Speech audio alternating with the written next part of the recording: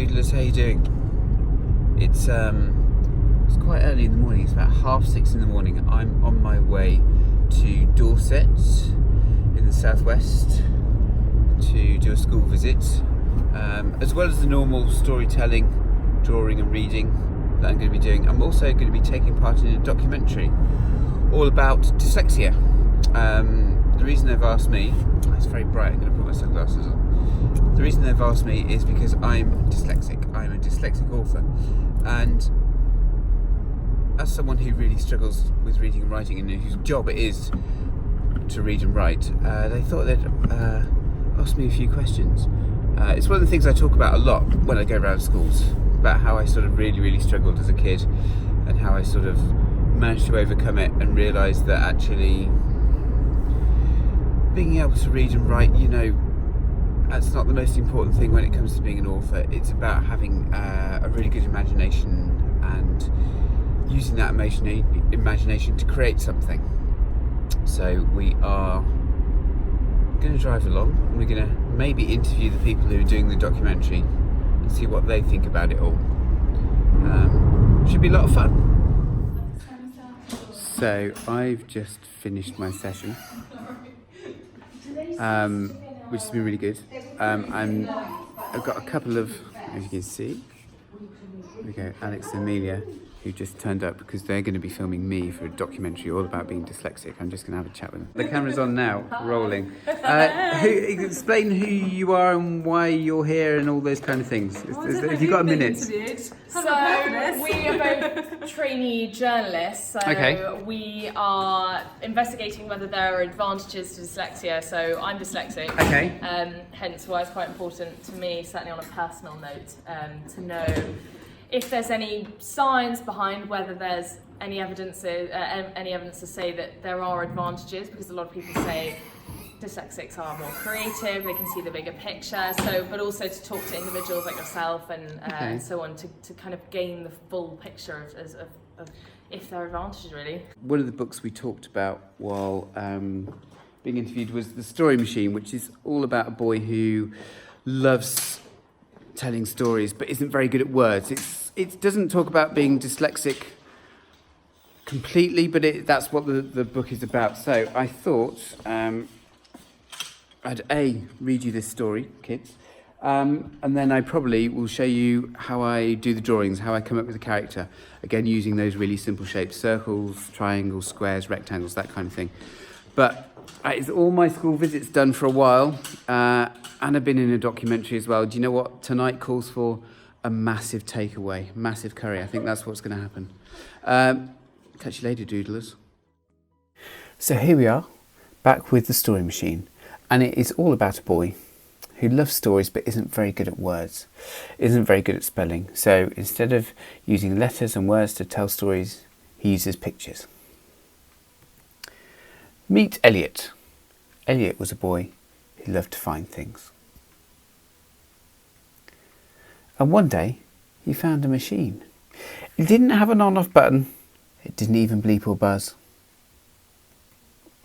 Elliot was puzzled. What did it do? Then, quite by accident, he made it work. Can you see he's typed oops with his bum? He's got a very clever bum. The machine made letters, and the letters made words. Perhaps it was a story machine.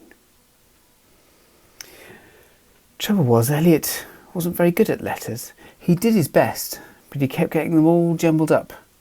Can you see some of the things he's tried to write and made lots and lots of mistakes? But then he noticed something amongst the letters. He noticed a picture. And so Elliot began to make pictures, and once he started, he just couldn't stop.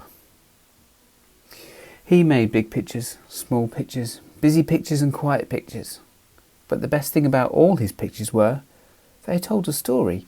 Maybe it was a story machine after all. But it didn't take long for things to go wrong. Elliot had used the story machine so much, it began to malfunction. No more machine. That meant no more pictures and no more stories. Elliot was very blue. Until he found something else. And that's when he realised something very important. He's gone back to that dusty old box in the attic where he found the typewriter, but this time he's found some pens and paints. And it wasn't the machine that was making all those stories. It was in fact him, and he was really rather good at it. And all the pictures he's been making in the book tell the story of a boy who finds a typewriter and how he plays with it and how he makes pictures with it. All except the last one. He's finished off with pens and paints because he realises that the stories and the drawings come from his imagination. Hope you like that. Now, it's time for a bit of drawing. So what we're going to do is we are going to take really simple shapes, those characters that we've used before, and we're going to use circles and squares to draw Elliot. I'm going to show you how really, really simple it is to draw a character from one of my favourite books. So, it's time to get doodling.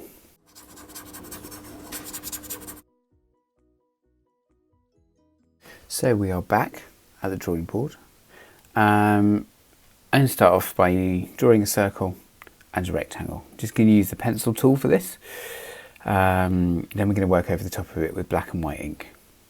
Now in the story you'll notice that Elliot has a scarf, so I'm going to draw that. First of all I'm going to draw his hands and his arms. Let's have him holding a paintbrush like that.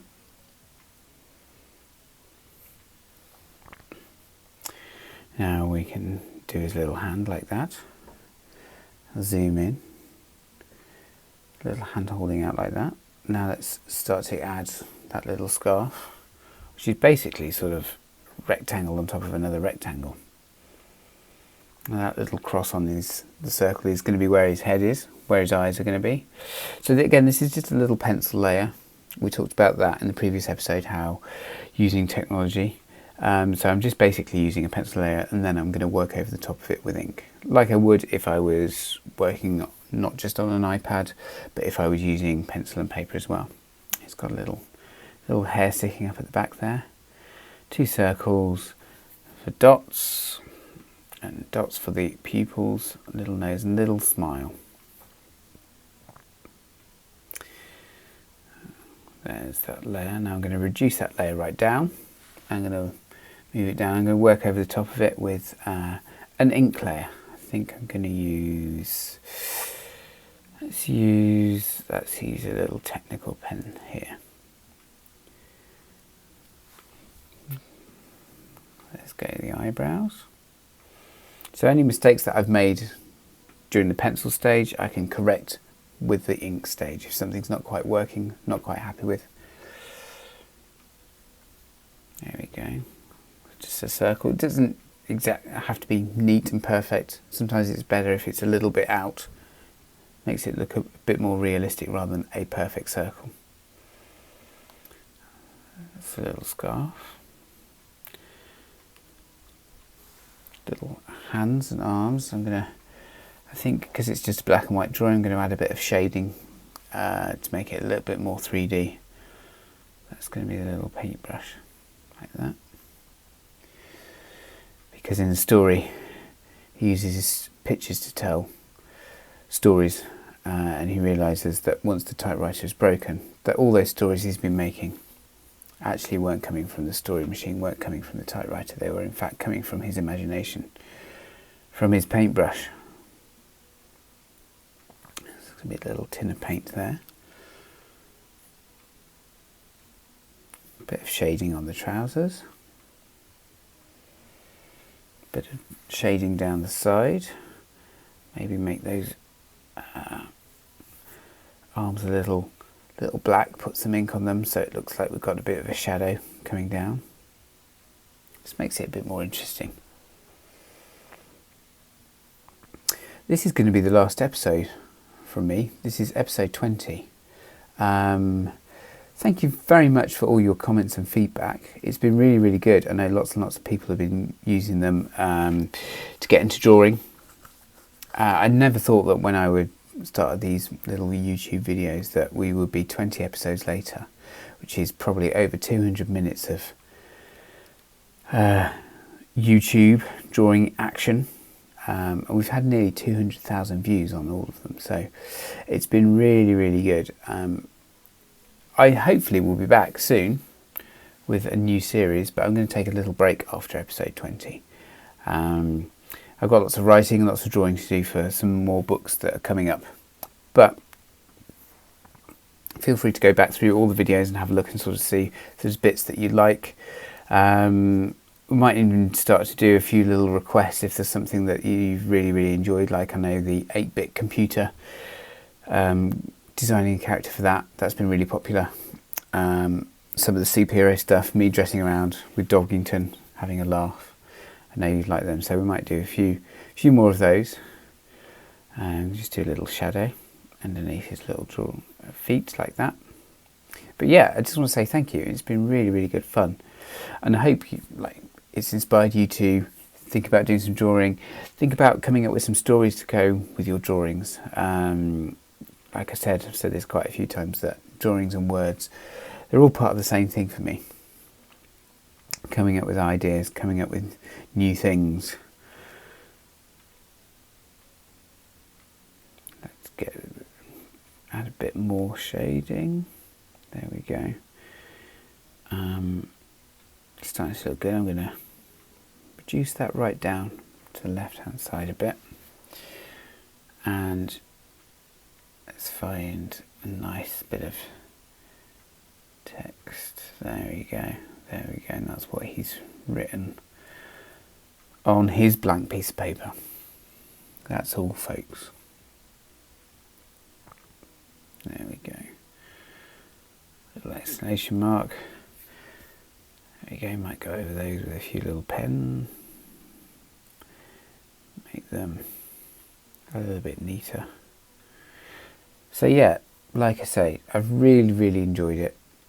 I hope whether you're using an iPad, whether you're using a piece of paper, just keep drawing, keep spending those, 5 minutes, doing little challenges like 5-minute drawings. Can I come up with a brand new character in 5 minutes? Try and come up with a little story for that character, like inventing your own superhero characters. Just having lots and lots of fun. Hopefully you've seen that a blank piece of paper is nothing to be scared of. It's something that you can turn into something amazing. And breaking it down, looking at those really simple shapes and building up from there.